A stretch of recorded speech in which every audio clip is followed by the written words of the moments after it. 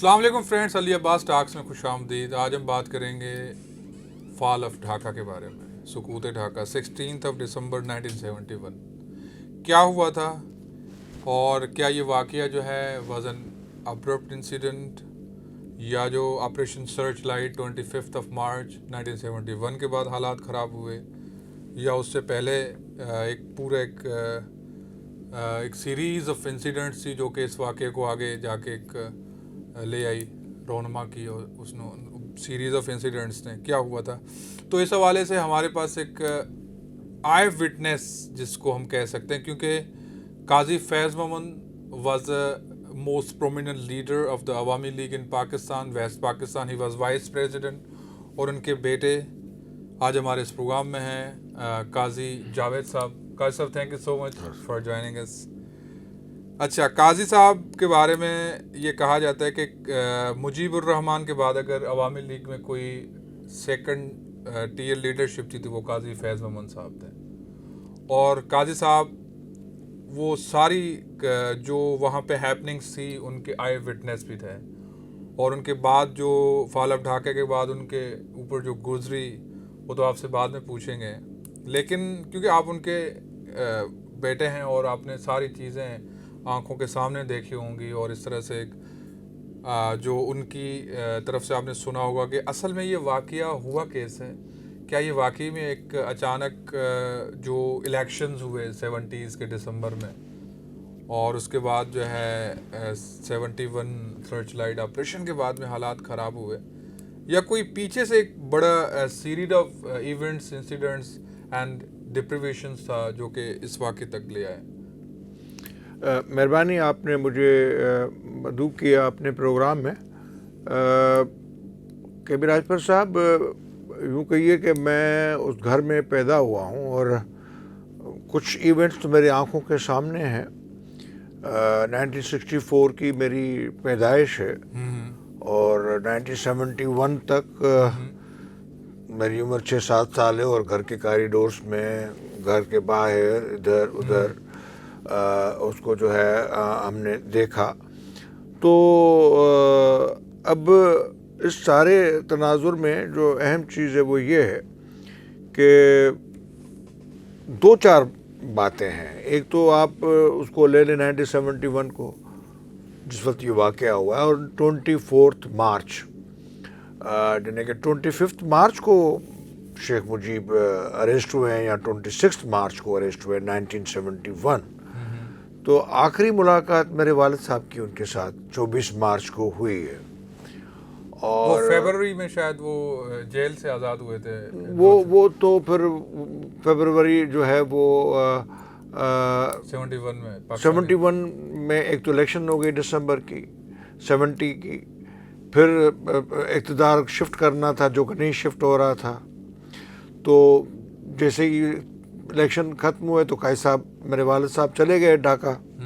یہاں میرے والد صاحب عوام لیگ کی سیٹ پہ کھڑے ہوئے تھے، اور عوام لیگ کی سیٹ پہ 2-4 لوگ کھڑے ہوئے تھے، ایک پنجاب سے، ایک بلوچستان سے، اور لیکن جب وہ مجھے ابا کے الفاظ کے آٹو بایوگرافی میں لکھے ہوئے ہیں کہ آپ لوگوں نے میری عزت بچائی، کم از کم ذوالفقار علی بھٹو کو پیپلز پارٹی کے لیے ایسٹ پاکستان سے ایک بھی کینڈیڈیٹ نہیں ملا، مجھے تو 4 کینڈیڈیٹ ملے جو کھڑے ہوئے۔ تو ایک آپ یوں اندازہ کیجئے کہ یہ کیسی پارٹیاں ہیں کہ یہاں کی جو ویسٹ پاکستان کی پارٹی ہے بہت بڑی، اس کو وہاں کوئی بندہ نہیں ملتا جس کو کھڑا کیا جائے، اور وہاں کی جو بہت بڑی پارٹی ہے عوام لیگ، اس کو یہاں سے بھی مطلب 2-4 لوگ مل ہی گئے۔ لیکن سندھی نیشنلسٹ میں ایک تو سندھی وڈیرا ہے، 2 سندھ ہیں نا ہمارے، ایک تو سندھ وڈیرا سندھ، ایک ہے سندھی نیشنلسٹ، جن کی روح شالتی بھٹائی سے ملتی ہے، جن کی روح سچل سے ملتی ہے، جن کی تاریخ میں جڑیں ہیں۔ جو وہ نوجوان تھے، وہ پختون نوجوان نہیں، وہ بلوچ نوجوان نہیں، کیونکہ وہ تو نیشنل عوامی پارٹی سے متاثر تھے بہت۔ اچھا اچھا۔ سندھی یوتھ جو تھی وہ شیخ مجیب سے بہت متاثر تھی۔ تو یوں کہیں کہ بنگالیوں کے بعد اگر کہیں دوسری جگہ ان کی کوئی مقبولیت تھی تو وہ سندھ میں تھی. ٹھیک ہے. لیکن الیکشن جیتنا آپ کو پتہ ہے کہ 75 سال گزرنے کے بعد بھی سندھ میں ایک بھی مڈل کلاس بیسڈ کوئی کانسٹیٹوئنسی نہیں ہے, اور ابھی تک ہے بھی نہیں. اس طرح بلوچوں کی ہو سکتی ہیں, پختونوں کی ہو سکتی ہیں. اس واقعے تک ہمیں بتائیں کہ کیا ہوا تھا, مطلب اس تک, مطلب ہمیں, ہاں جو آپ نے کہہ رہا تھا کہ ملاقات ہوئی والد صاحب سے. وہ ملاقات یوں تھی کہ قاضی صاحب 3 مہینے سے وہاں ٹھہرے ہوئے تھے, تو آخری جب 24 کو ملاقات ہوئی تو اس نے کہا کہ میرے یحییٰ خان سے جو ہیں وہ مذاکرات قاضی صاحب ناکام ہو گئے ہیں, اور میں سمجھتا ہوں کہ اب آپ یہاں سے چلے جائیں.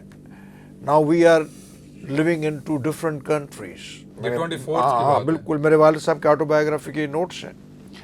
تو میرے ابا بہت حیران ہو گئے. تو اس نے کہا کہ اب کیا کرنا ہے. اس نے کہا کہ یہاں تو اب انڈر گراؤنڈ ہو جائیں, میں آپ کا بندوبست کروں. وہ میں سمجھتا ہوں کہ آپ چلے جائیں تو بہتر ہے. تو اس نے کہا پھر یہ تاج الدین کہاں ہے, یہ قمر الزماں کہاں ہے. تو شیخ تاج الدین جو تھے وائس پریزیڈنٹ تھے, بہت ریڈیکل تھے, ڈائی ہارڈ تھے. پارٹی میں کبھی کبھار تاج الدین کی نریٹو آگے نکل جاتی تھی, شیخ مجیب کی نریٹو پیچھے رہ جاتی تھی. یہ بھی کہا جاتا ہے کہ شیخ مجیب چاہ رہے تھے کہ چلیں ساتھ, لیکن تاج الدین پرویل کرتے تھے. وہ کہتے تھے کہ اس صورتحال میں تو ہم نہیں چل سکتے ان کے ساتھ. تو اس نے کہا تاج الدین قمر الزماں قاضی صاحب بارڈر کراس کر گئے ہیں. تو میرے والد صاحب نے کہا کہ تم نے کیوں نہیں بارڈر کراس کیا. تو شیخ مجیب نے کہا میں لیڈر ہوں, میں بارڈر کراس نہیں کر سکتا. تو بہرحال وہ آخری ملاقات تھی. تو ابا کہتے ہیں میں ان کا بوسہ لیا, انہوں نے میرا بوسہ لیا, ہم دونوں کی آنکھیں نم تھی. تو 25 کے بعد انہوں نے جو ہے وہ دوسرے دن جب انہوں نے 24 کو اعلان کر دیا ہوا ہے شام کو ہی کہ ہم آزاد ہیں, تو اس کے بعد ملٹری آپریشن. 24 کیا مارچ کی بات کر رہے ہیں؟ 24 مارچ 1971. تو جو آخری جہاز تھا جو ڈھاکہ سے اڑا ہے وہ بھی وایا کولمبو آیا ہے. تو اس میں مختلف ایک رائے ہیں, لیکن ایک مجھے میر گوسپس بزنجو صاحب نے کہا تھا کہ میں نے تمہارے ابا کی جان بچائی تھی, اور ہم اس کے پارٹی میں ہوتے تھے. وہ میر گوسپس بزنجو کے بقول کہ مجھے شیخ مجیب کا پرسنل فون آیا کہ خدا کے واسطے اس کی مطلب اس کا ٹیک کیئر آف ہم, میں اس کے لیے بہت پریشان ہوں, تھوڑا سا اس کو مطلب. تو میر گوسپس بزنجو صاحب کے کوئی تعلقات تھے اس طرح سے, وہ آخری جہاز میں کوئی ان کو 2 سیٹیں ویٹیں مل گئیں. تو قاضی فیض محمد, میر گوسپس بزنجو اور ڈاکٹر اعتزاز کمیونسٹ پارٹی کے لیڈر تھے, تینوں اس جہاز میں ٹیک آف کیا. And that was the last plane which took off from Dhaka airport and then via Colombo. Next day operation شروع ہو گیا. لیکن جو آپ کو سمجھنے کی جو ضرورت ہے وہ یہ ہے کہ یہ کوئی مخصوص ایک واقعہ نہیں ہے 1971. ان کی بنیادی 1947 میں پڑتی ہیں. اچھا. ہاں, اور میں نے کوئی شیخ مجیب کی آٹو بایوگرافی بڑے تحمل سے بیٹھ کے پڑھی ہے. تو شیخ مجیب اس بات کو تو بہت ہی دکھ کا اظہار کرتے ہیں کہ میں اس ہال میں موجود تھا ڈھاکہ یونیورسٹی کے, جب جناح صاحب نے کہا کہ اردو آپ کی قومی زبان ہے. اب میں چونکہ مسلم لیگ کا ایک بہت بڑا اٹوٹ حصہ تھا تو اٹھ کے کھڑا ہو کے تو نہیں چیختا تھا, لیکن یہ وہ بنیاد تھی بنیادی طور پہ جہاں سے ایک ریزنٹمنٹ شروع ہوئی کہ ایک ایسی لینگویج جس کو ہم بولتے بھی نہیں. 48 کا زمانہ ہے نا یہ 48 کا زمانہ ہے, لینگویج کنٹروورسی کا. اور پھر اس سے پہلے بھی ایک زمانہ ہے, وہ ہے جب یہ ہمارے آئے تھے جنہوں نے یہاں کی ڈیمارکیشنز کی تھی, سر ریڈ کلف. ہاں, ریٹائرڈ جسٹس. وہ بھی شیخ مجیب صاحب اپنے آٹو بایوگرافی میں لکھتے ہیں. وہ کہتے ہیں کہ ہمیں کلکتہ مل رہا تھا,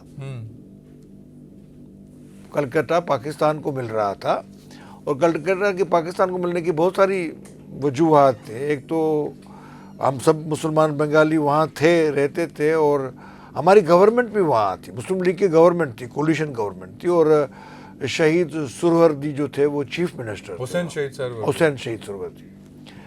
تو وہ کہتے ہیں کہ جان بوجھ کے لیاقت علی خان صاحب والوں نے نہیں لی. ایک یو پی کی بعد دوسری بڑی پارٹی جو مسلم لیگ تھی وہ تھی بنگال میں ہندوستان کا بنگلہ دیش بغاوت. مسلم لیگ تھی بنگلہ دیش. اور اس کے بعد بھی اگر پاکستان بننے کے بعد بھی اگر یہاں سے جو ہمارے یو پی سے جو آئے تھے کراچی دوست, یا ان سے بھی بڑی پارٹی جو تھی وہ ہماری ایسٹ پاکستان مسلم لیگ تھی. تو یہ تصور تھا ہمارے اس زمانے کی مسلم لیگ کی قیادت کا, جو کہ شیخ مجیب خود لکھتے ہیں کہ ہم اگر کلکتہ چلے جائیں گے تو پھر بنگالی جو مسلم لیگ ہے وہ اتر پردیش کی یو پی کی مسلم لیگ کو ڈومینیٹ کر جائے گی. اور ایک یو پی کی جو مسلم لیگ تھی, یا یہ جو مخصوص ایک جناح صاحب کے گرد جو لوگ گھومتے تھے, اور خود جناح صاحب بھی, ان کے پاس یہ پاور شیئرنگ کا کانسیپٹ تھا ہی نہیں. آپ کچھ لوگ, میرے ایک انٹرویو جو میں نے حاکم علی زرداری کا کیا, اس کی ایک جو ایک 2-4 سطریں ہیں جو آؤٹ آف مطلب کانٹیکسٹ انہوں نے کہی تھی, یا آؤٹ آف ریکارڈ انہوں نے کہی تھی, کیونکہ ویڈیو پہ آ گئی تھی. انہوں نے غلط الفاظ استعمال کیے جناح صاحب کے لیے, لیکن انہوں نے یہ کہا کہ سارے 11 جو کیبنٹ بنی تھی وہ تو سارے باہر سے آئے تھے, سارے امیگرنٹ تھے. لیکن کیا وجہ ہے کہ آپ ایک بھی جو انڈیجنس جو تھا, جو کہ پنجاب سے ہو, جو کہ بلوچستان سے ہو, جو کے پی کے سے ہو, جو کہ سندھ سے ہو, ان کو آپ نے فیڈرل وزیر نہیں بنایا. جو پہلی کابینہ بنی اس میں ایک بھی جو تھا وہ انڈیجنس کوئی بھی نہیں تھا, اور سارے 11 کے 11 جو تھے وہ وہاں سے تھے. تو یہی شکایت شیخ مجیب کو بھی ہے, اس میں ایک بنگالی بھی نہیں تھا میرے خیال میں. اچھا, تو مطلب رنجش وہاں ہو سکتا ہے بنگالی تو کیوں بہت بڑی پارٹی تھی تو اس میں ہوں گے, لیکن یہاں سے کم از کم ویسٹ پاکستان تھا. اور میں سمجھتا ہوں اس کو, کیونکہ میں فیکٹس کا اپنے آپ کو تابع رکھتا ہوں, کوئی ایسی بات میں نہیں کرنا چاہتا کہ جو کہ فیکٹس میں, لیکن میرا خیال ہے کہ پہلی کیبنٹ میں کوئی بنگالی بھی نہیں تھا. اچھا, تو یہ رنجشیں آپ بتا رہے ہیں کہ یہ جو کلکتہ والی بات ہے یہاں سے شروع ہوئی, اس کے بعد کلکتہ میں نہیں ملا, پھر ان کو لاہور انہوں نے کہا ہم نہیں دیں گے آپ کو, ہم آپ کو کلکتہ دیں گے. اچھا, تو انہوں نے کہا جی نہیں, کلکتہ تو ہم نے لینا ہی نہیں ہے. تو ریڈ کلف والی جو ڈیمارکیشن تھی وہ بھی ایک عجیب طریقے سے ہوئی نا. 1-2 مہینے کے لیے ریڈ کلف صاحب آئے تھے, بیرسٹر تھے. یہ جو جس طرح ہماری بیوروکریسی ہوتی ہے نا, وہاں جو برطانیہ کی بیوروکریسی جو تھی وہ کمیشن پاس کر کے ان کو پاکستان ادھر ہندوستان بھیج دیتے تھے. یہ پوری بیوروکریسی چلاتی تھی یہ جو ہماری پورے ہندوستان کو, اور اس کا لا بنتا تھا وہاں پہ ہاؤس آف کامن میں, اور وائس رائے وہاں سے آتے تھے, ساری چیزیں ان کی, یہ ٹوٹل بیوروکریٹک. اچھا چلیں آگے چلتے ہیں ہم. پھر جو ہے نا لینگویج کنٹروورسی والا ایک انسیڈنٹ ہے, اس کے بعد جو میرے خیال میں جو موسٹ نیکسٹ انسیڈنٹ ہے وہ پہلا انسیڈنس ہے یہ, پھر جو دوسرا انسیڈنس ہے وہ یہ ہے, لینگویج تو بعد کی بات ہے, یا لینگویج آگے. پھر تیسرا انسیڈنس یہ کہ یہ خواجہ ناظم الدین والا جو مسئلہ اٹھا, جو ساری کی ساری جو مسلم لیگ تھی ان کو نکال کے باہر پھینک دیا انہوں نے. اچھا, جو سینٹرل کمیٹی کے ممبر تھے ان ساروں کو نکال دیا, شہید سروردی کو نکال دیا, شیر بنگال فضل حق کو نکال دیا. شیخ مجیب تو بہت چھوٹا سا ایک ادنا اس ٹائم ورکر تھا, بہت نیچے تھا, بہت اس کا شیدائی تھا ہمارے شہید سروردی کا, حسن شہید سروردی کا, وہ ان کے شاگرد اسٹوڈنٹ لیڈر تھا وہ. تو اس کو جو نکال دیا وہ نکالا, اور اس میں خواجہ ناظم الدین کو انہوں نے اٹھا کے انہوں نے اس کا گورنر کر دیا, اور کیپٹل شفٹ کیا ڈھاکہ. اور ڈھاکہ ابھی تو مطلب بن رہا تھا, اور وہ بھی اس کے بھی بہت ساری وجوہات ہیں جو بھی. تو وہ پھر وہ ہو گئی تھی عوامی مسلم لیگ بنی تھی. اچھا, پھر مسلم لیگ ختم ہو گئی تھی, عوامی مسلم لیگ بنی, جس کے اوپر آگے جا کے انہوں نے عوام لیگ بنایا تھا. اچھا, یہ عوام لیگ بیسیکلی وہ جو مسلم لیگ سے جن کو نکالا گیا تھا, کیونکہ یہ بہت بولتے ہیں اور یہ مطلب پرابلمز کریٹ کرتے ہیں, تو وہ اس میں سے یہ عوام لیگ بنی تھی, جس میں سے آگے جا کے پہلے شہید سروردی اس کے لیڈر بنے تھے. پھر وہ شہید سروردی صاحب جو ہے وہ جو بھی تھا, پھر آگے جا کے اگرتلہ کے زمانوں میں جو ہے وہ ابھر کے رائز ہو کے آ گئے, ہمارے شیخ مجیب الرحمان اس کے لیڈر بنے. تو یہ تھی.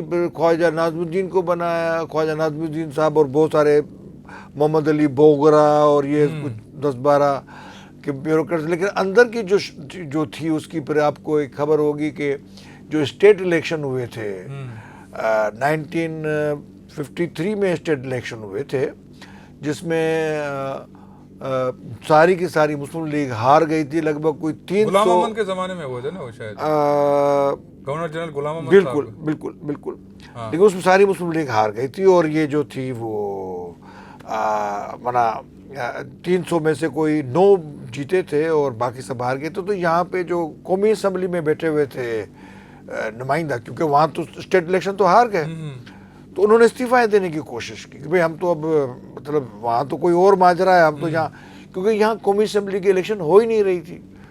نیشنل اسمبلی جو نیشنل اسمبلی اس کو نہ کہا جائے، اس کو کانسٹیٹیوئنٹ اسمبلی کہا جائے، کیونکہ اس کا جو 1947 ایکٹ کے جو گورنمنٹ آف انڈیا ایکٹ، جو انڈیپینڈنس ایکٹ ہے، اس کے تحت اس کا مینڈیٹ تھا، اس میں صرف کانسٹیٹیوشن دینا تھا.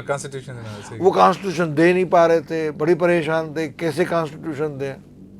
کانسٹیٹیوشن دینا مطلب ڈیلیگیشن آف پاور. تو پھر انہوں نے 1949 میں وہ دیا تھا قرارداد مقاصد، اور وہ جو تھا وہ سب جو وہ ایک اسکیپ کیا انہوں نے، اور ایک ایمبیگوس قسم کی ایک چیز انہوں نے ڈال دی، اور کانسٹیٹیوشن بن ہی نہیں پا رہا. اور جو اسمبلی ہے اس نے خود کہہ دیا، خود قرارداد منظور کر لی کہ ہم اپنا ٹائم ایکسٹینڈ کر رہے ہیں. صحیح.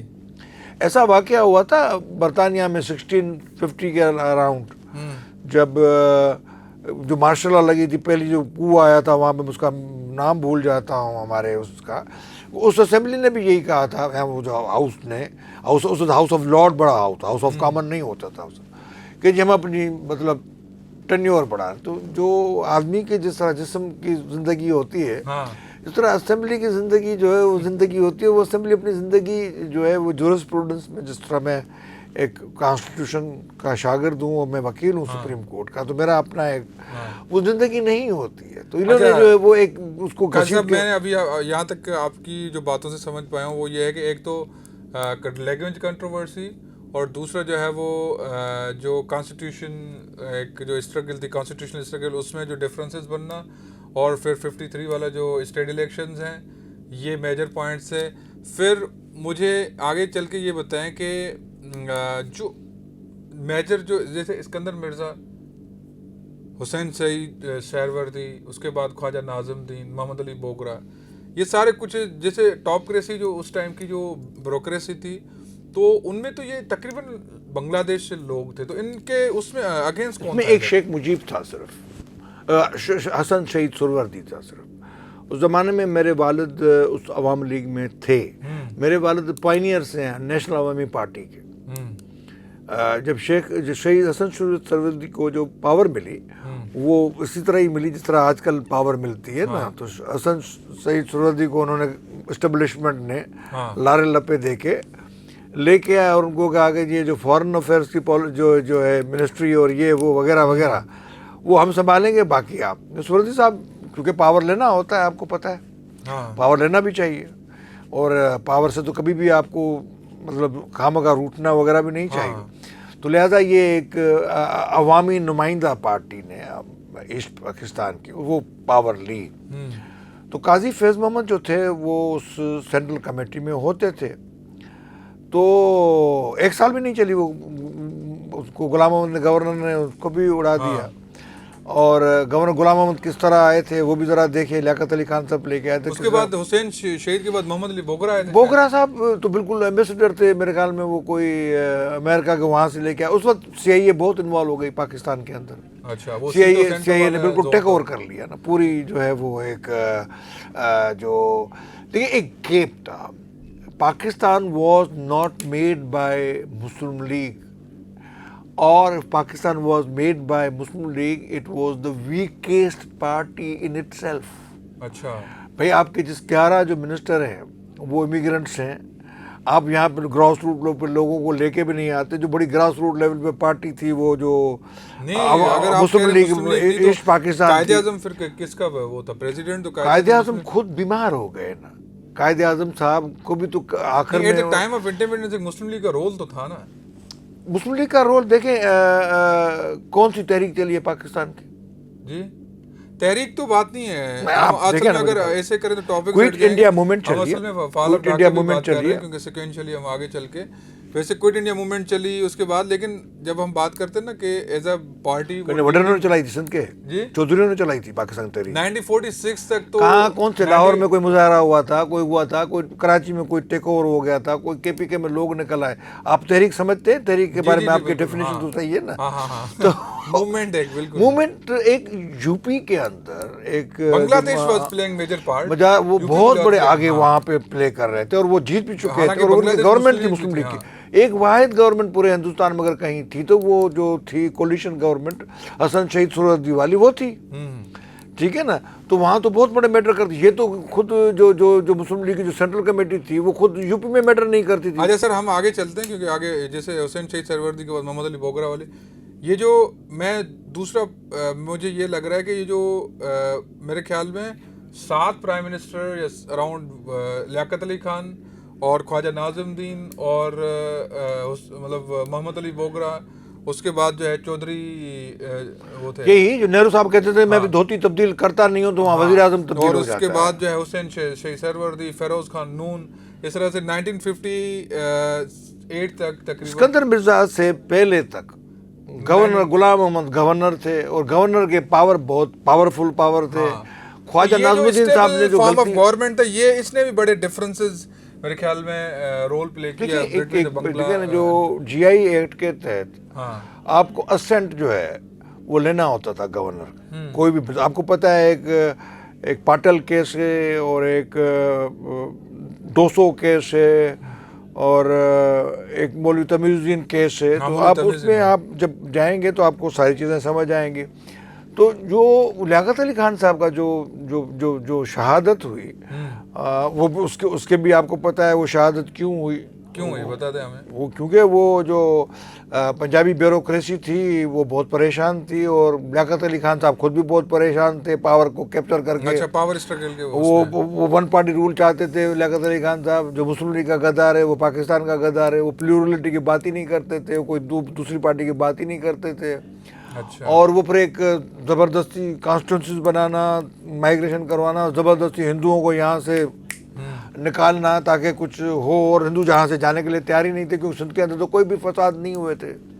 سندھ کے اندر تو کچھ بھی نہیں ہوا تھا, جس طرح سے وہ جو وہاں ہوا تھا بنگال میں ہوا تھا, یا جس طرح سے خاص کر کے جہاں تو بہت سنگین ہوا تھا پنجاب میں, اور بہت بڑی سندھ کے اندر ایسی کوئی بات نہیں تھی.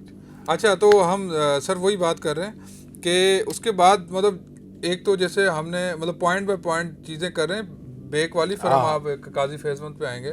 ایک تو جیسے آپ نے بتایا لینگویج کنٹروورسی, دوسرا کانسٹیٹیوشنل ایک جو وہ تھا کرائسس کانسٹیٹیوشنل, وہ گورنمنٹ نہیں بننے دی گئی نا. آپ کو پتہ ہے جو انہوں نے گورنمنٹ بنائی فضل حق نے وہاں پہ, اس کو انہوں نے کر دیا, مطلب کس سن کی بات کر رہے ہیں فضل حق علی؟ یہ جو اسٹیٹ الیکشن جیتنے کے بعد. اچھا. اور اس کے بعد آپ کو پتہ ہے کہ جو زراب پٹیل کی کتاب ہے جو اس نے اپنے لکھی ہے کنفیشن آف, مطلب جو بھی ہے لبرل ایک اس کی ایک ہے, یا تو اس میں انہوں نے لکھا ہے کہ وہ جو لاز تھے گورنر کون بنے گا, اسمبلی بنوائے گی, ان کو اوور رول کر کے لیاقت علی خان صاحب نے خود اپنے وہاں پہ شروع پہلے دن سے ہی کام شروع ہو گیا نا. اچھا میں پوائنٹس گنوا رہا ہوں. اس کے بعد جو ہے یہ جو پاور اسٹرگل جس میں یہ جو والی بات ہے نہرو والی کہ میں دھوتی تبدیل نہیں کرا تو پاکستان کا وزیر اعظم, تو پاور اسٹرگل والی بات ہے. آگے چلیں اب دیکھیں اس میں آپ کو سمجھنے کی بات یہ کہ مسلم لیگ کی روٹس تھی ایسٹ پاکستان میں, یہاں تو مسلم لیگ تھی ہی نہیں کیونکہ پاور والی چیز تھی. تو سارے چودھری صاحب, سارے وڈیرے صاحب, سارے خان صاحب, سارے سردار صاحب سب ان میں چلے گئے. تو یہاں تو ابھی وہ جو اور ہماری ہسٹوریکلی جو ڈیموکریٹک جو ایک موومنٹ ہے وہ اتنی بڑی اسٹرانگ ہے ہی نہیں. ہم کیونکہ مسلمان لوگ تھے, اور جو بھی مائیگریشنس ہوئی, جو بھی پانی پت پہ اٹیک ہوئے, وہ سارے اسی ویسٹ انڈیا والے زمانے سے ہوئے. اور خود انگریز نے بھی جو جی ایچ کیو بنایا تھا پہلا, وہ بنایا بھی جی ایچ کیو جو تھا وہ راول پنڈی میں تھا, کیونکہ وہ سارا وقت ان کو پریشانی رہتی تھی اوپر سے. اور خود جو پاکستان کو جو ایسیٹس ملے, بہت بڑے ایسیٹس جو عائشہ جلال جو لکھتی ہیں وہ ملے نہ ملے, لیکن ہمیں 53% جو ہے فوجی ایسیٹس ملے. اچھا ملٹری ہاں ایسا ہاں وہ تو آپ کے تو وہ بھی زیادہ مل گئے آپ کو جو ان کو زیادہ ملنے تھے، کیونکہ اصل ساری چیزیں یہی تھی، تو انہوں نے کہا یہ آپ ہی کے پاس ہے تو آپ ہی رکھ لیں اپنے پاس مثال کے طور پر.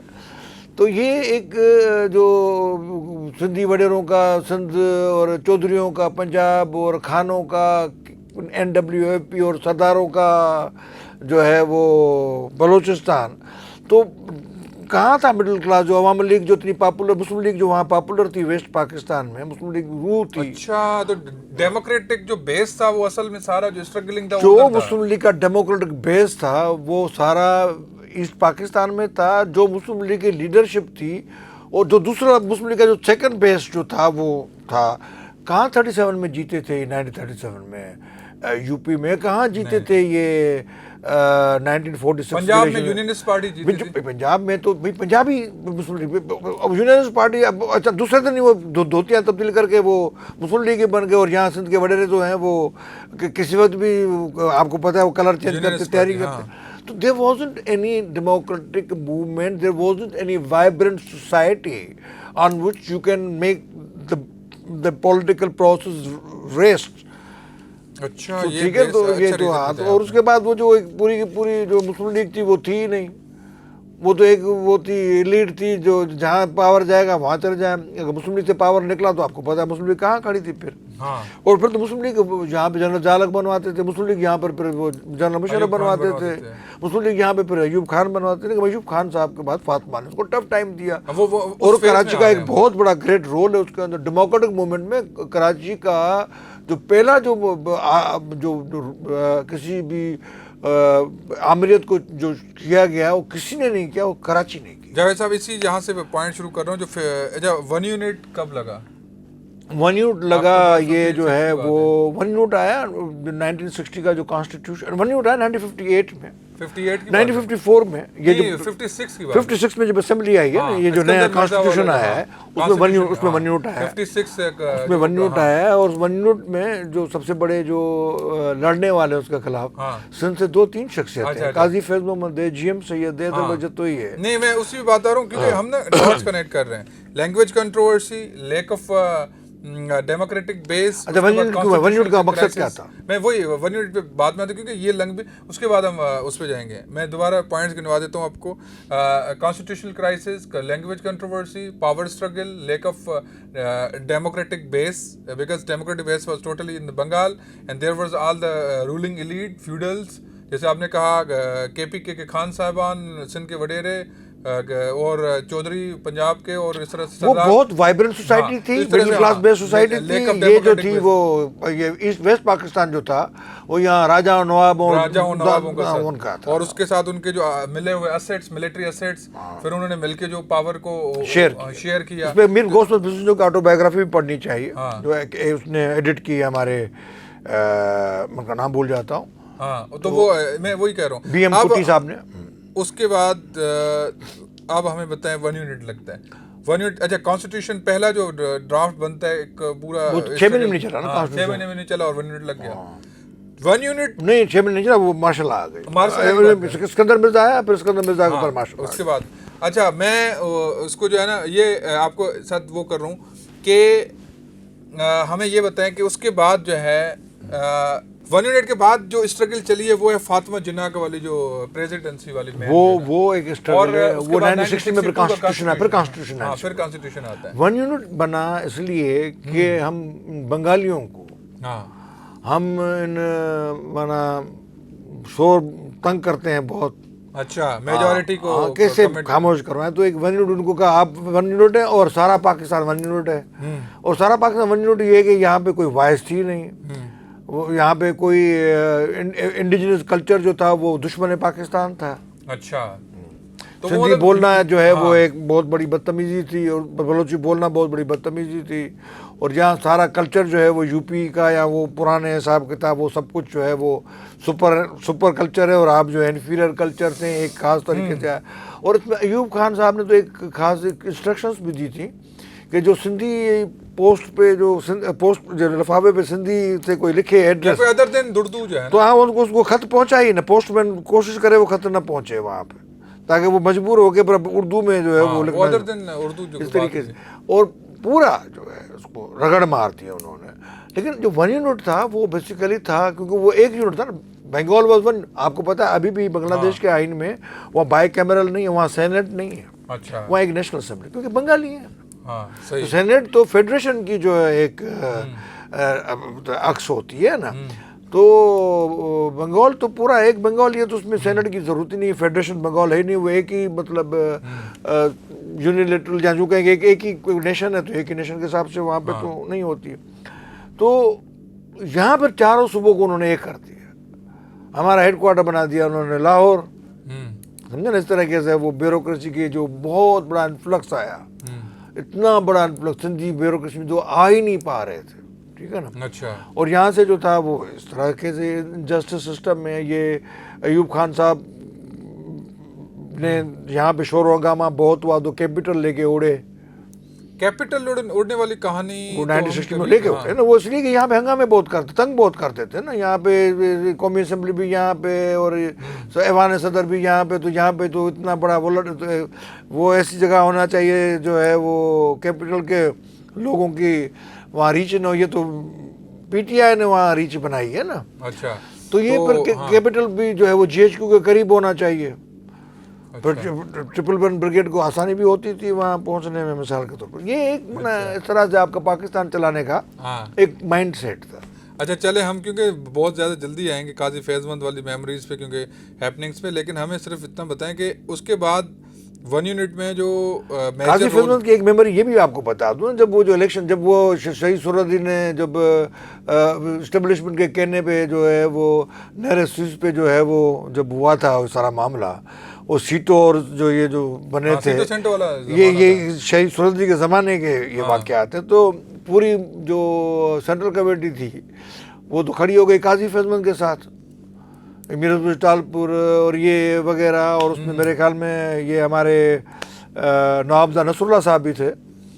تو انہوں نے قاضی صاحب کو بیک اپ کیا کہ ذرا آپ ذرا وہاں پہ بولیے گا. جب سینٹرل کمیٹی پہ پہنچے تو وہاں کوئی شہید سہروردی پرائم منسٹر بھی تھے, انہوں نے کوئی وہ لوگ بھی بٹھائے ہوئے تھے کہ جو کہ سینٹرل کمیٹی کے ممبر بھی نہ تھے. تو قاضی صاحب کھڑے ہو گئے, انہوں نے کہا جی یہ تو ممبر ہی نہیں ہے. تو کہ ممبر ہیں, آپ کو اجلاس چلائیں. تو قاضی صاحب نے کہا ہم اجلاس نہیں چلائیں گے, آپ نے چلانا ولانا تو ہے نہیں, لیکن آپ نے اپنا بھی کالا موا کیا. یہ لفظ ہے قاضی صاحب نے اپنے آٹو بایوگرافی میں لکھے, اور ہمارا بھی کیا یہ اپنی آٹو بایوگرافی میں. آپ مجھے گالیاں دیں, آپ نے نہیں جو مجھے سفر, اچھا اچھا, وہ بھی اردو میں بھی آ رہی. تو کہتے ہم سب وہاں سے اٹھ کے چلے گئے. پھر جا کے وہ نیب بنی. تو جو قاضی صاحب پہ جو ڈھاکہ میں جو ڈنڈے ونڈے پڑے, وہ سب وہ گیان چندانی لکھتے ہیں. اس ڈنڈے ونڈے پڑھوں میں جو بہت ہی محبوب قسم کے جو حسن شہید سہروردی کے شاگرد لیڈر تھے, جو میرے ابا کے آگے جا کے بہت ہی کلوز فرینڈ ہوتے ہیں, ڈنڈے تو قاضی صاحب کو انہوں نے مروائے تھے. اچھا. تو یہ اس زمانے کے ایک زمانے میں جو پاور ملا عوام لیگ کو, تو عوام لیگ خود جو ہے وہ کس طریقے سے ایکٹ کر رہی تھی وہ بھی آپ کے سامنے آ گیا. تو بہرحال نیب بنی, تو نیب میں باچا خان آیا, نیب میں جو ہے وہ جنرل سیکریٹری بنے باشانی. تو اس طریقے سے جو وہ ایک پارٹی بنے. تو آگے آپ جو پوچھیں, وہی میں کہہ رہا ہوں کہ آپ پھر ہمیں یہ بتائیں کہ فاطمہ جناح والی جو موومنٹ تھی, جو پریزیڈنشل اس کے ساتھ سب سے زیادہ کون کھڑا ہوا تھا؟ پریزیڈنشل الیکشن والا جو, یہ بھی مجھے لگ رہا ہے اس میں بھی بڑا رول تھا کہ ہمارے اندر جو ڈفرینسز تھے وہ بڑھتے گئے.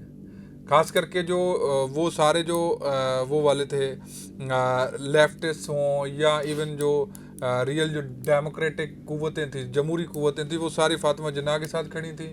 اور آن ادر ہینڈ جو ہے باقی جو آپ کے وہ ملٹری اسٹیبلشمنٹ کے ساتھ یا ایوب خان کے ساتھ جو قریبی لوگ تھے, ایون ذوالفقار علی بھٹو صاحب کا بھی رول یہ تھا کہ وہ فاطمہ جو ڈیموکریٹک بندہ تھا. میرے والد کھڑے ہوئے تھے ان کے ساتھ, جو بھی ڈیموکریٹک اسپرٹ تھی وہ سب کے سب جو ہے ماسوائے ذوالفقار علی بھٹو کے. ذوالفقار علی بھٹو اس وقت بہت چہیتے تھے ان کے, ہمارے وہ شاید فارم منسٹر سے تو ہوئے تھے یا نہیں ہوئے تھے.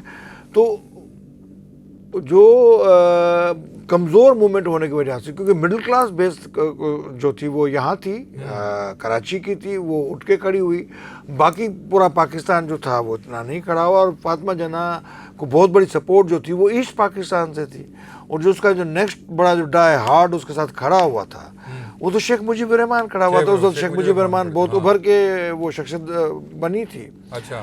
تو وہ الیکشن جو تھی جس میں فاطمہ جناح کو زبردستی ہرایا گیا، اس پہ غداری کے الزامات بھی لگائے گئے. ٹھیک ہے نا. اب وہ جو اتنی بڑی لیڈر تھی لیکن اتنی پاپولر تھی نہیں، کیونکہ پاکستان میں تو ڈیموکریٹ موومنٹ، یہاں ڈیموکریٹ پاکستان تو تھا ہی نہیں، ایک وڈروں والا، ایک چودھریوں والا، ایک خانوں والا اور تدار والا. تو وہ جو ایوب صاحب اور جو ماشاء اللہ ہیں جو ہیں وہ ہمیشہ اپنی جو ہے وہ اپنے آپ کو سسٹین کرتی گئی. اتنا نہیں کر سکی، ڈیموکریٹک موومنٹ جیت جاتی تھی. 10 سال زیادہ ماشاء اللہ نہیں چل پاتی تھی. مصر میں تو 20 سال 30 سال پر چلتے پھرتے آج 75 سال ان کے جو ہیں 1940 ایک وہ تھا نا ڈائیورس جو پاورفل چیز تھی ڈیموکریٹک موومنٹ کے ساتھ، وہ تھی ایسٹ پاکستان. میرے والد صاحب جب عوام لیگ میں دوبارہ لوٹ کے آئے شیخ مجیب کے ساتھ، تو شیخ مجیب کو کہا، شیخ مجیب ابا سے بہت متاثر تھے. وہ ابا سے متاثر اس لیے تھے کہ اس کے دہقانوں کے موومنٹ سے بہت متاثر تھے. اچھا. ہاری تحریک ہے. اور 1950 سے لے کے 1970 تک ذوالفقار علی بھٹو نہیں تھے. سندھ کے اندر اگر کوئی بہت بڑا پولیٹیکل ایکسپریشن تھا وہ تھا ہاری کمیٹی. اس کے 2 بڑے لیڈر تھے، ایک تھے حیدر بخش جتوئی اور دوسرے تھے قاضی فیض محمد. تو وہ جو ہاری موومنٹ تھی اس میں بہت متاثر تھے. اور جب ایوب کھوڑوں کے خلاف میرے والد صاحب کھڑے ہوئے تھے 1950 میں، ایوب کو جب چیف منسٹر بنایا انہوں نے کہ وہ کام کریں گے ان کے سارے، تو ابا نے چیف منسٹر بن گئے، پر وہ کسی ایک سیٹ خالی کروا کے وہاں سے MPA بنانا تھا ان کو. میرے والد نے ان کو چیلنج کیا تھا وہاں پہ، ایوب کھوڑو صاحب. ہاں. وہ جو وہاں پہنچے میرے والد صاحب، تو ان کو اٹھا کے اکھاڑ کے انہوں نے بالکل جا کے پھینکا تھا. تو اس پہ جو شیخ مجیب نے اسمبلی کے اندر جو وائس ریز کی تھی ایوب کھوڑوں کے خلاف، وہ بہت انٹرنیشنل وائس کی. تو ابا سے بہت متاثر ہوتے تھے ابا کی اس سے. تو ایک ان کو کہا کہ آپ ہماری پارٹی جوائن کریں. اچھا. تو میرے والد صاحب نے کہا میں پارٹی جوائن کروں گا اگر آپ یہ وعدہ کریں کہ 1 یونٹ توڑنے میں آپ ہماری مدد کریں. 1 یونٹ سے شیخ مجیب کو بنگالیوں کو کوئی مسئلہ نہیں تھا. 1 یونٹ وہ تھا، 1 یونٹ یہ یہاں کی چھوٹی جو قومیں تھیں، یہ جو بلوچ تھے، یہ جو پختون تھے. تو شیخ مجیب صاحب نے بہت بڑا رول ادا کیا ہے. 1 یونٹ کے جو اصل ہیرو ہیں وہ شیخ مجیب الرحمان. 4 مارچ کی موومنٹ ہے. پھر سندھی ووٹر لسٹیں بنتی ہیں، نہیں بناتے ایوب خان، تب تک 1 یونٹ ہے. میرے والد صاحب نے شاگردوں کے ساتھ فٹ پاتھ پہ بیٹھ کے روزہ رکھا. Senior vice president of all Pakistan عوام لیگ وہ روزہ رکھ رہا ہے، اور ان کی ٹیلی گرامیں آ رہی ہیں وہاں سے عوام لیگ کہ صاحب آپ روزہ نہ رکھیں، ہم بہت پریشان ہیں. اچھا چلیں آگے چلتے ہیں. پھر 1 یونٹ نے بھی ایک میجر جو اچھا پھر یہاں تک مجھے لگ رہا ہے کہ یہ ڈیسائیڈ ہو چکا تھا کہ کیونکہ حامد میر کو بھی میں نے سنا ہے وہ بھی کسی ایک وہ اور وہ جو ایک بک ہے مجھے وہ جو یہ بروکریٹ ہے ایک ان کا جو ہے وہ شہاب نامہ شہاب الدین شہاب، اس میں بھی جو وٹنسز ملتے ہیں کہ وہ اس ٹائم کے بڑے بروکریٹ تھے شہاب الدین شہاب صاحب. تو اس میں یہ ہے کہ وہاں تک جس طرح سے چیزیں لگ رہی ہوتی ہیں کہ یہ ویسٹ پاکستان کی جو ساری اسٹیبلشمنٹ اور پلس فیوڈل جو نیکسس تھا یہ ڈیسائیڈ کر چکا تھا کہ ہمیں ابھی بنگالیوں کو الگ کرنا چاہیے، کیونکہ اگر امریکہ نہ ہوتا تو یہ نہیں ہو سکتا تھا. اگر پاکستان میں دنیا میں کولڈ وار نہ ہوتی تو نہیں ہو سکتا تھا. یہی فیکٹر آپ سمجھا کریں. اچھا. ہمارے جو لیڈ جو تھی اس کا جو سب سے بڑا جو بیرونی جو آقا تھا وہ زمانے کی امریکن یا سامراجی سوچ تھی، اس کو آپ دیکھیں نا. تو اس میں شیخ مجیب فٹ نہیں ہوتے تھے. اچھا. ہاں. شیخ مجیب ان کو پسند نہیں تھے. شیخ مجیب رشین ٹلٹڈ آدمی تھے. شیخ مجیب جو ہے وہ ہندوستان سے اتنی بڑی دشمنیاں آنا چاہتے ہیں لیکن اتنا کشمیر پہ واضح موقف رکھتے تھے. بالکل جتنی تکاری اس نے اس کی جو آخری تقریر اس میں بھی جے بنگلہ جے پاکستان اس کی مجیب کی. ہاں. اچھا. جو لاسٹ اسپیچ ہے. اچھا تو آپ کا کہنے کا مقصد ہے ہم نہیں چاہتے تو ان کو، لیکن وہ جو انٹرنیشنل ایک کنفرنس. اور شیخ مجیب بھائی آپ کو اتنی بڑی زمین میں مطلب بادشاہ بنایا جائے، وزیر اعظم بنایا جائے، آپ چھوٹا किस बात क्यों लेंगे? चाहे जुल्फ़िकार अली भुट्टो सिंध का वज़ीर आज़म बनना पसंद करेंगे या पाकिस्तान का वज़ीर आज़म मैं बनना? वही कह रहा हूँ, क्या हमने जो वेस्ट पाकिस्तान मतलब अयूब खान ने या इन बाकी जो इनकी जो एक माइंड सेट था, एक वर्ल्ड कोल्ड वार थी, एक हमारे ऑपरेशंस थे सोवियत यूनियन के साथ, एक हमारे यहाँ पे अड्डे थे CIA के बहुत, ये क्रोचेव ने भी, हाँ, ये बहुत बड़ा एक जो था जियोग्राफिकली हमारे जो स्ट्रेटेजिक लोकेशन है उसमें कांस्टेंट वो अमेरिकन के इंटरेस्ट है कि इसको हमने रखना है, एंगेज रखना है। इन्होंने यहाँ पे बहुत डर्टी गेम्स खेली हैं थ्रू आउट अमेरिका ने, जो कि हिस्ट्री का हिस्सा है। आज अमेरिका क्या है उसको छोड़ दें, कल अमेरिका क्या था उसकी बात करें। तो एक पूरे जो मार्शल लॉज जो थी वो सारी मार्शल लॉज सिवाय मुशर्रफ के वो तो अमेरिका के कंसेंट के बगैर तो आती नहीं थी। इवन जो अयूब की जो मार्शल लॉ है, और ये सिकंदर मिर्ज़ा को जो एयरपोर्ट जब छोड़ने गए ज़बरदस्ती, उस वक्त अमेरिकन एम्बेसडर भी वहाँ खड़ा हुआ था। अच्छा, तो ये इंटरनेशनल, बल्कि जब अयूब साहब को जहाज़ नहीं मिल रहा था पिंडी से यहाँ आने का, तो अमेरिकन एम्बेसडर ने जहाज़ दिया था, आखिरी जहाज़ जब मार्शल लॉ से पहले कराची लैंड करने के लिए। और वो तो एक आपको उस पर्सपेक्टिव में है। और जैसे ये गैप आया, पहली जो हमारी विजिट हमारे जो लियाकत अली खान साहब ने की अमेरिका का, तो उसके बाद अमेरिकन ने महसूस किया यहाँ तो सिविल तो काम कर ही नहीं सकते जो काम फौज कर सकती है।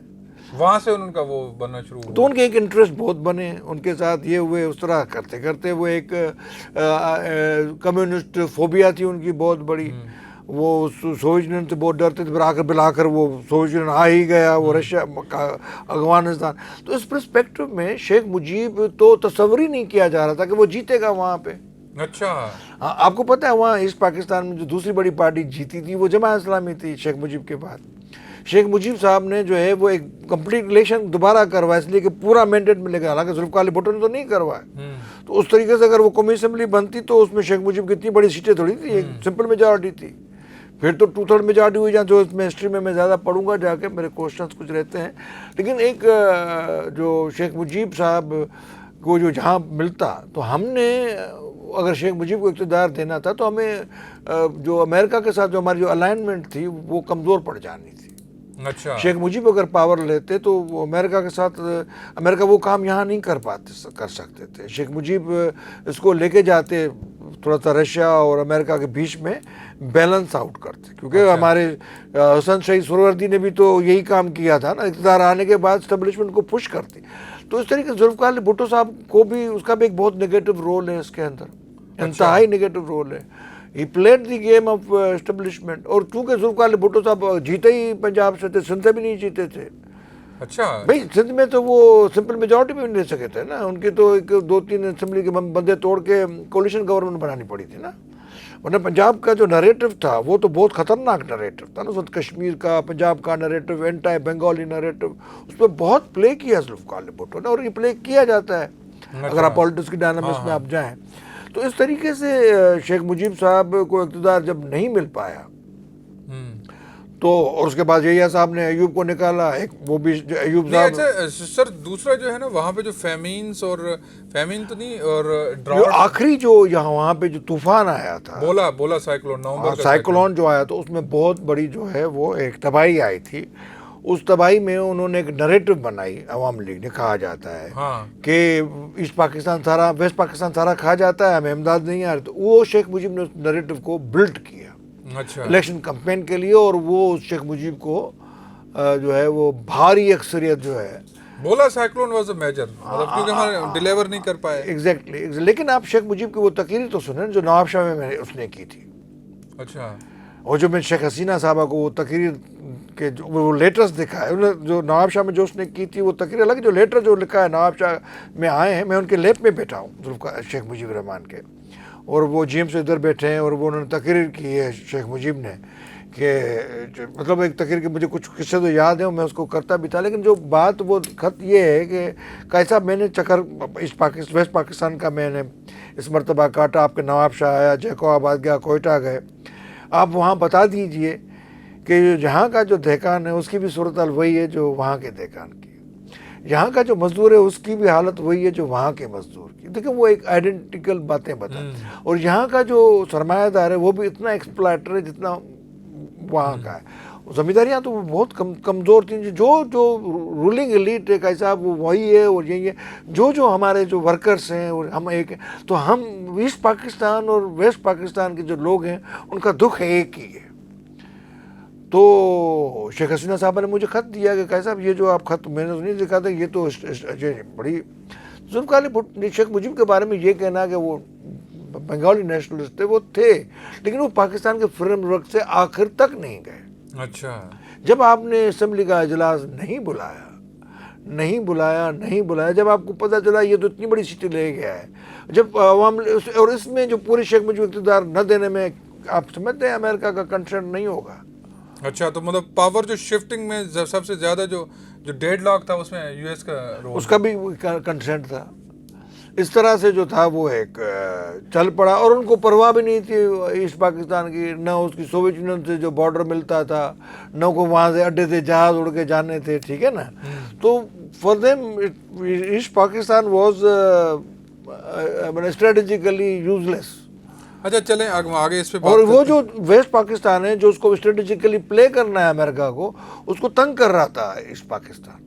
وہ کیونکہ ووٹ میں اس کا ووٹ آتا تھا, اور جو اس کے جو عزائم تھے یا گول تھے انگیج کرنے کے لیے, اس کو جو ڈیموکریٹک موومنٹ بنے گی تو ڈیموکریٹک موومنٹ تو امریکہ کے خلاف بنے گی. تو لہٰذا یہ صحیح سوچا ہے یہاں کی اسٹیبلشمنٹ نے کہ اس کو کٹ آف کرو. اچھا, تو یہ ریزن تھا بڑا. بنگالی نہیں جا رہے تھے, بنگالی ہم نے نکالا. ہمارے ایک عزیز شیخ وکیل صاحب ہیں, ان کی آٹو بایوگرافی ہے کہ ایوب خان صاحب, اور یہ وہ اس نے بھی لکھا ہے بریگیڈیئر, جن کا نام نہیں یاد آ رہا, ان کا بڑا مشہور کتاب ہے. سالک صاحب کی بات, سالک صاحب نہیں, وہی ہیں بریگیڈ صدیقی ہیں یا کوئی اس طرح, اے آر صدیقی یا اس طرح کا, بریگیڈ صاحب کی بڑی مشہور کتاب ہے, وہ بھی D G I S P R رہے ہیں, کہ بنگالی یہاں سوچ یہ تھی کہ ان سے جان چھڑوائی جائے. وہی تو میں بات کر رہا ہوں. تو اس نے ایوب خان جب وہاں بینکاک پہنچا تو ایمبیسڈر جونیو صاحب تھے, وکیل ہوتے تھے ہمارے یہاں پہ, تو ان سے کوئی آف دا ریکارڈ کوئی بات کرتے ہوئے ایوب صاحب نے ایسے جوک میں کہا, بتائیں جونیو صاحب بنگالیوں سے کیسے جان چھڑوائیں. اچھا, ٹھیک ہے نا, ہمیں بنگالیوں سے جان چھڑوانی تھی. آپ کو شیخ مجیب کا گھر دیکھا, آپ نے شیخ مجیب کو وہ گاڑی دیکھی جو اس کے پاس ہوتی تھی. یہ یہاں تو جو لارڈ سارے کے سارے لارڈس والا پاور پولیٹیکل اسٹرکچر ہے, وہاں نہیں تھا. وہاں مڈل کلاس تھی, چھوٹا مڈل کلاس تھی. جس طرح ایم کیو ایم جیتتی نا یہاں پہ, اس طرح سے وہ عوام لیگ کے لوگ وہاں پہ جیتتے تھے. جس طرح ٹین والا, پان والا, جاپان والا جیتتا ہے نا یہاں کراچی کے اندر, تو اس طرح عوام لیگ کے اس طریقے کے لوگ جو تھے وہ لوور مڈل کلاس کے لوگ وہ جیتتے تھے, اور وہی ایک ان کی وائس تھی. اور جو بڑے بڑے جلسے ہوتے تھے تو گھر سے چاول لے کے آتے تھے, اور ایک پتیلی میں وہ بہت بڑی جس طرح ہوتا ہے اس میں ڈالتے جاتے تھے. جلسہ ختم ہوا, سب نے اس میں سے کھانا کھایا. اس طرح سے تو نہیں تھا کہ بہت بڑی جو ہے وہ بس جس گاڑی میں وہ آتے تھے یہاں, اس طرح سے. تو یہ سیٹ اپ تھا. خیر ہم اب 1970 کے الیکشن پہ آتے ہیں. جیسے آپ نے اب یہ ڈرامہ بہت بھیانک کیوں ہو گیا, کیسے یہ جو لوگ مارے گئے, لاکھوں لوگ مارے گئے, آپریشن سرچ لائٹ ناکام کیوں ہوا, یہ تھا. اور یہ ان کو دماغ میں ہی نہیں تھا کہ وہ کس طریقے سے وہ انڈیا پلے کر جائے گا اس کو. پھر مکتی باہمی بنی, پھر جو انہوں نے شمس البدر بنائی, پھر اندر جو ہے وہ ایک وہ یہ کسی سیپریٹ کسی زمانے میں بیٹھ کے اس کرونیکلز پہ ہم انٹرویو کریں تو بہتر. ہاں, یہ ایک بہتر الگ ہی کہانی ہے. لیکن جو سانحہ ڈھاکہ ہے اس کی بنیادیں 1947 سے پڑ چکی تھیں. اس وقت پڑ چکی تھی جب اپنے کلکتہ جو ہے کیپٹل نہیں مانا تھا. اچھا, تبھی جو ہے نا ریڈ کلف والے مسئلے سے بنی چکی تھی. پھر تو ہم آگے بھی لے جا سکتے ہیں. یہ بس صرف اتنا بتائیں, شیخ مجیب کے مرڈر کے پیچھے کیا ہے؟ اب شیخ مجیب کے مرڈر کے پیچھے دیکھیں وہ ان کی انٹرنل پالیٹکس ہے وہاں پہ. اس پہ میرا اتنا بڑا جب موقع دیں گے تو میں بولوں گا, لیکن اس میں بہت سارے لوگ تھے جو انوالو تھے. یا وہ خود عامر ہو چکے تھے, مطلب وہ جیسے آپ عامر ہو چکے تھے. اس میں دیکھیں 3-4 مرڈرس ہوئے ہیں. اچھا, ایک ایلنڈے کا مرڈر ہوا ہے, آپ کو یاد ہے ایلنڈے بہت بڑا اینٹی امریکن تھا. سی آئی اے نے بہت سارے مرڈرس ایگزیکیوٹ کروائے ہیں. اس میں ذوالفقار علی بھٹو بھی ہیں. تھرڈ ورلڈ میں پاپولر لیڈر وہ نہیں مانتے تھے کسی کو بھی. اچھا, تو اس طریقے سے شیخ مجیب ایک بہت بڑے پاپولر تھے, اور ان پاپولر بھی ہو گئے تھے اس زمانے میں, کیونکہ وہ مطلب ایلنڈے, ذوالفقار علی بھٹو اور یہ شیخ مجیب تو ڈکٹیٹر ٹائپ بھی تھے. انہوں نے ون پارٹی رول کی بات کی. اچھا, کانسٹیٹیوشن بہت خوبصورت دیا اور معاملے حل نہیں کر پائے. میرے والد صاحب جلاوطنی میں بھٹو صاحب کے وقت میں جلاوطن ہو گئے تھے, تو 2-3 مہینے وہ یہاں سے بارڈر کراس کر کے, کیونکہ بھٹو صاحب نے کو جہاز سے اتار دیا تھا, تو وہاں پہ مہمان رہے شیخ مجیب، اچھا پھر وہاں سے پھر وہ کابل آئے، پھر کابل سے پاسپورٹ پکڑا، پھر وہ چلے گئے. تو یہ لندن کبھی پھر چلے گئے. آگے داستانیں کھولیں گے تو کریں گے. چلیں، thank you so much Javed صاحب، بڑی مہربانی، thank you so much for joining us.